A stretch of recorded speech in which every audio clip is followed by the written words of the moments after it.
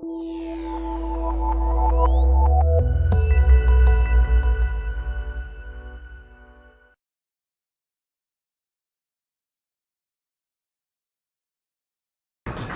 good afternoon, and what I'd like to do is very quickly go through these slides and then open it up for any questions that you might have. So what I'd like to do is give you a status update as to where we are on the network, because is to give you a status update as to the status of the networks, so that you get a feel for how ready we are for IoT and what is the way forward.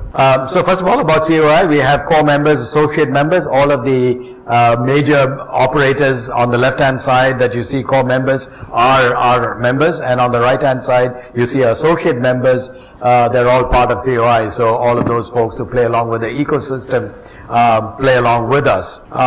The India telecom sector, this is what the telecom sector plays a role in terms of India's GDP growth. All right, contributes 6.5% to India's GDP, so it's very significant, and that's why we continue to get hit with all kinds of government levies, because this is the easiest way for the government to make money. So you'll notice that we have a significant contribution. And by the way, this is available, this presentation is available online for the folks who are running this, and you can get it, so don't feel that as I run through it you have to make notes on this.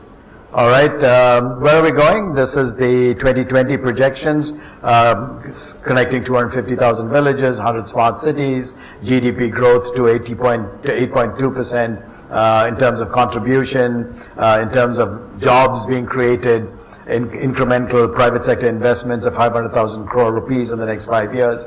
All significant numbers in terms of the role that the network plays. And I just want to highlight one thing that very often is overlooked in terms of the Indian scenario.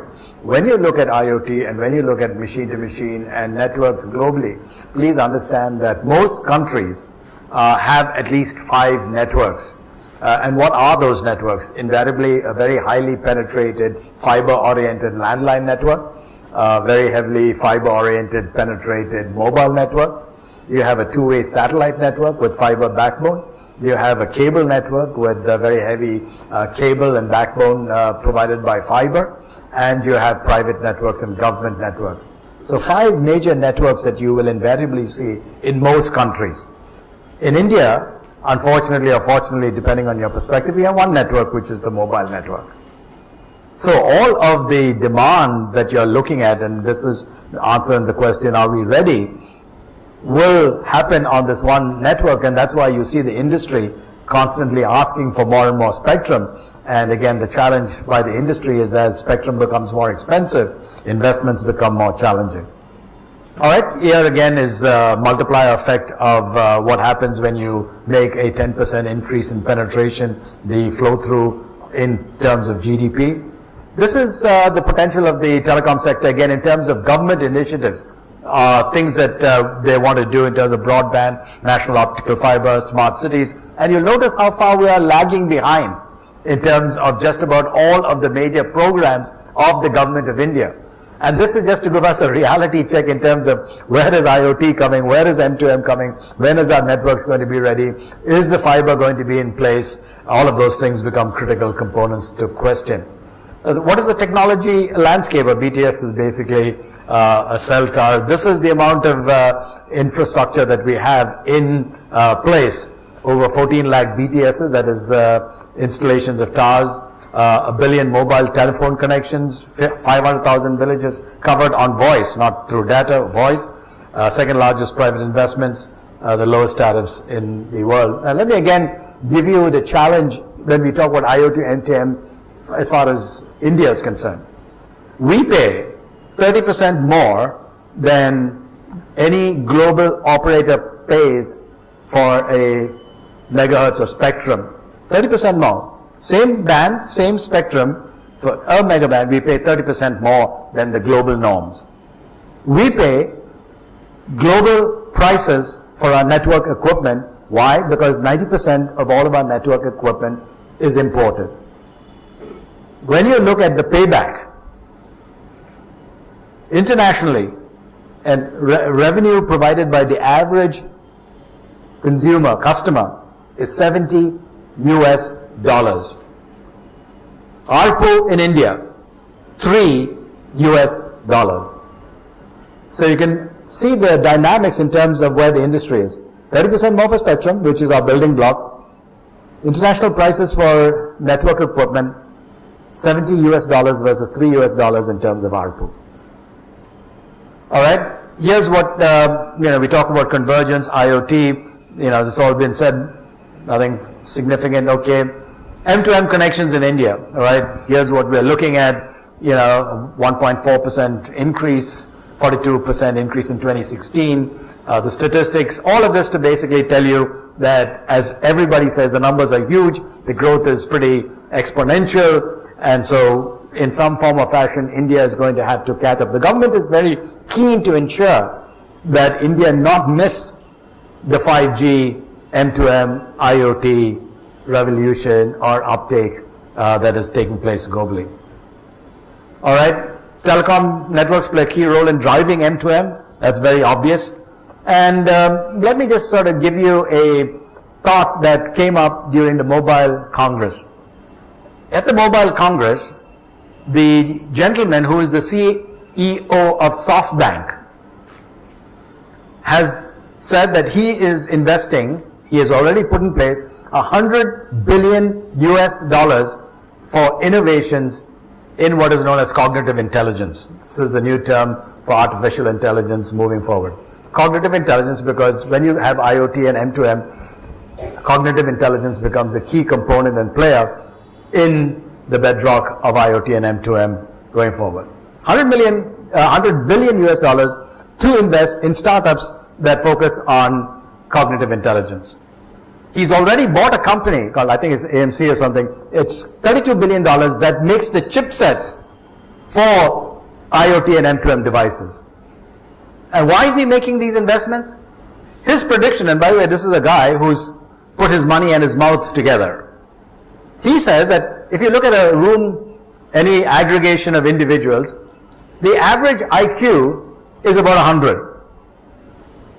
If you have an Einstein in the middle of that room, that IQ for that person would go up to about 200, somewhere in that range.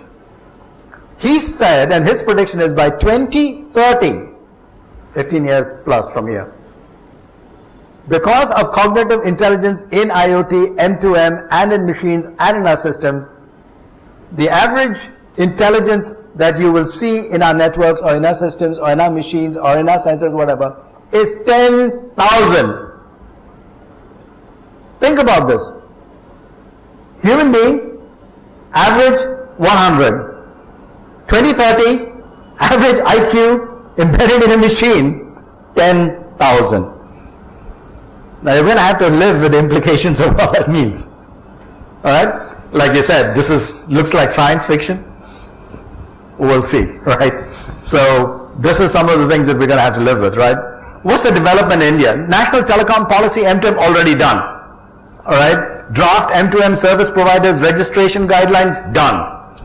Consultation paper on spectrum, roaming, quality of service, related issues for M2M communications, that was done in October 2016 by TRI.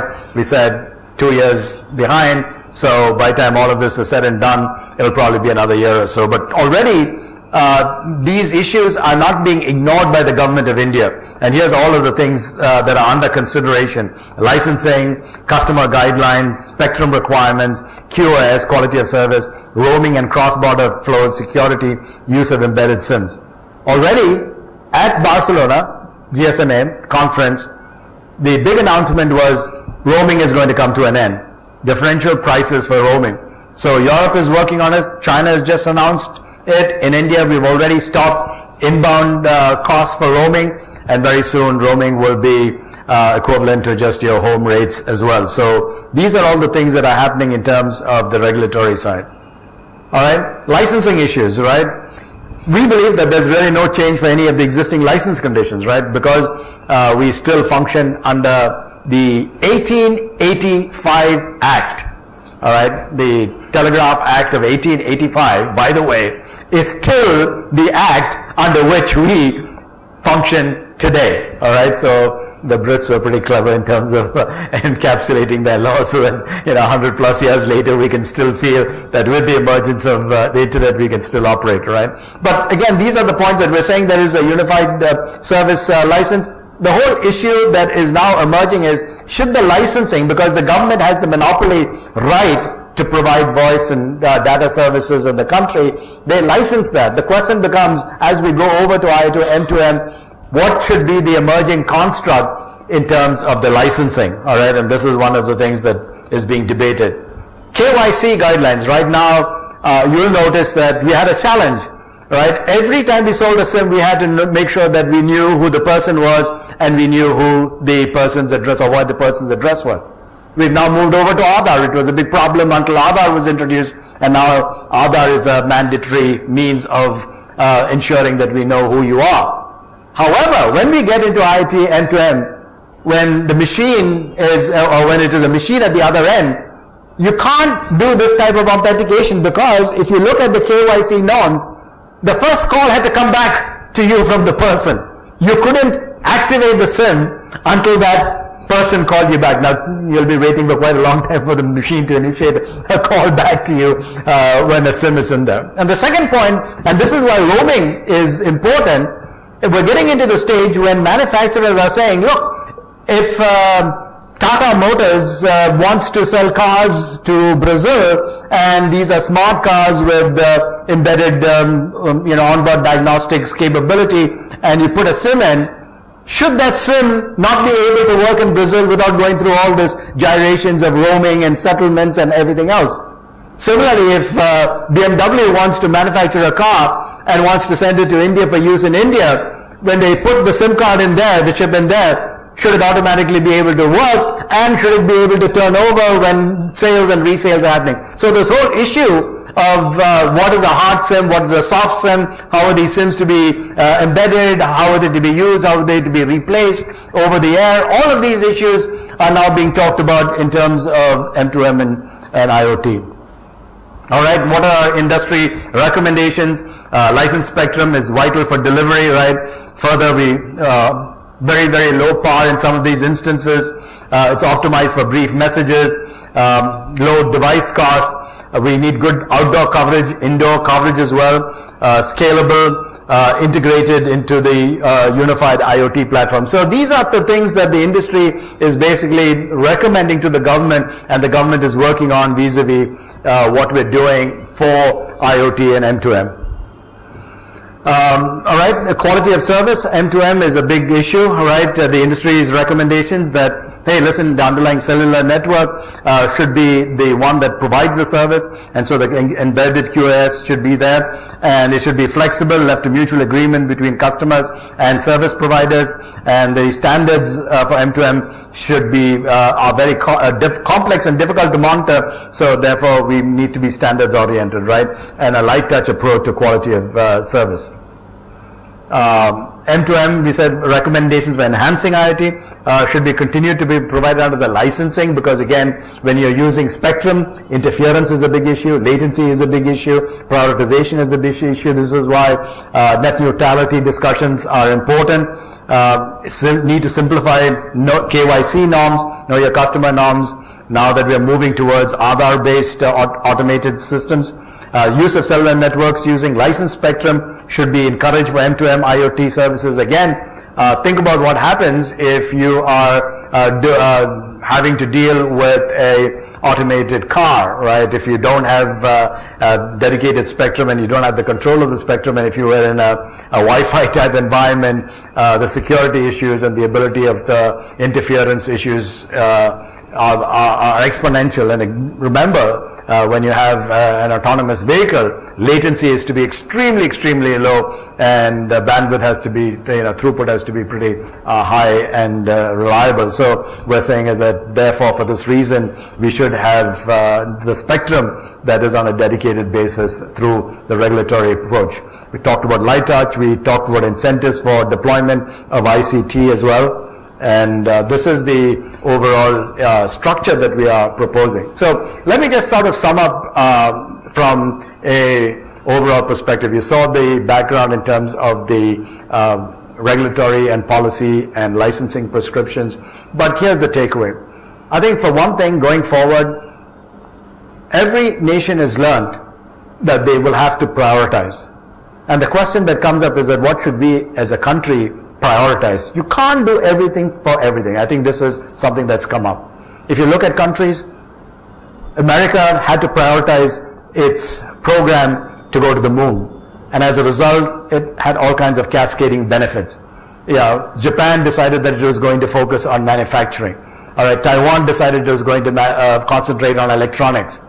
All right, China decided it was going to do manufacturing as a base. So all countries, when you look at the initial prospects of progress, decided that from a governmental perspective, in terms of national priorities, a distinct part from what the marketplace does, would have a certain priority through which the government would put its resources, its focus, its attention, and make sure that it was reached. Now, my proposal to those of us who are involved in this line of business is that we've got to make AI, what we call artificial intelligence, or now the new term, cognitive intelligence, be priority for India. Because otherwise, this is what's going to happen. When we talked about BPO and data, they said, where does India play? We play in the data coolie network.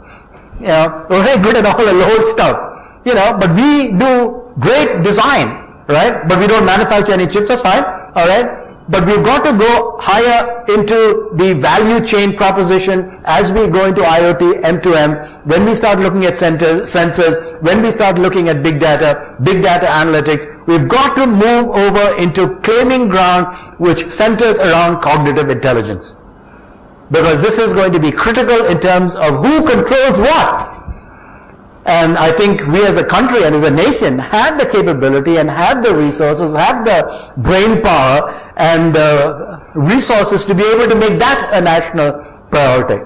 So I think this is one of the things that we should make sure that happens. The second thing is that we must make sure that our networks are healthy in order to be able to carry the load factors and have the scope and reach and size and scalability that is necessary for all of these applications to ride on. You cannot have robust customer experience or a robust IoT M2M type of an environment without a very robust, scalable, reliable, 99.9999 type reliability network. And so therefore, one of the things that you'll hear the industry talk about is saying is that, look, the government has got to focus on making sure that the underlying networks, that the investments that are being made and the resource available to companies that have to be responsible for the networks are focused on by government policy and regulation. That's the second point. So priority for the country in terms of the country's focus on ensuring a healthy network base on which M2M and IT can go. Third thing that we have to worry about and we have to focus on is security. You talked about security, so I won't say more. Government is critically concerned about security.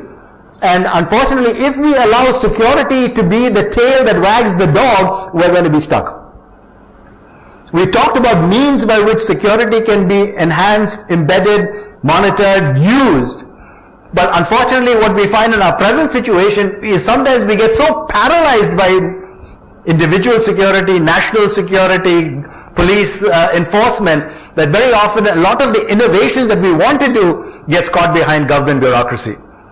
Now, there is a legitimate place for government security. I mean, our borders need to be protected, our people need to be protected, our institutions and our installations need to be protected. But we've got to decide what is the proper balance in terms of security. And our laws and our regulations need to be targeted towards ensuring that an adequate amount of security is provided without killing the innovation that comes from a certain light touch regulation. So security is and the final point that I want to make is that we must deal with the issue of privacy. More and more of our customers are asking us, how do we ensure that the vast amounts of information that is being collected from these uses and these applications, what do you do with that? How do you protect it? Who do you give it to? How do you commercialize it, if at all? And I think in India, we have not addressed the issue of privacy. It's not a right under our constitution. It perhaps, if the court so decides, will have to be a derived right. All right. But today, more and more people are concerned. So as consumers and as those who are operators, we must be very careful to be very transparent in communicating to the end user what our security provisions are, what our quality of service standards are, what they should expect by way of privacy and what they should not expect by way of privacy. All right? Because again, as I indicated, 80% of the problems arise by you marking the I agree. You cannot come back to the operator and say, after having given permission for an application to run on your device, to hold the operator responsible. Operators do have intermediary liability, it's a legal issue. But please understand that we must begin to start addressing what is the appropriate benchmark for privacy, both private and enterprise level and as a national level. If you think that that is strange, already in the EU, there is a law which says customers have a right to be forgotten. Now you ask, what is this right to be forgotten? The right to be forgotten is embedded in EU law. It, I'm sure, will start happening to places which will say that if a consumer chooses to have all data relative to that person eradicated from all of your networks, you have to be able to do it. So, if Facebook, you have an account with Facebook and you choose to erase your Facebook account because you did something naughty as a little child or whatever, and you don't want your employer now to know what you did as a teenager, right? And you say, take it out. In the EU, Facebook is responsible for making sure that every person that you send this to, wherever, whichever server and base it is tracked and deleted. So, when we talk about privacy and we talk about these issues, we need to also be able to think about some of the implications about the vast amounts of information that is presently available in the hands of people, and what do they do with it, what is the disclosure policy, how do we enforce, how do we protect, how do we ensure that these things don't get away from us. So with that, I'll conclude. Thank you for your time.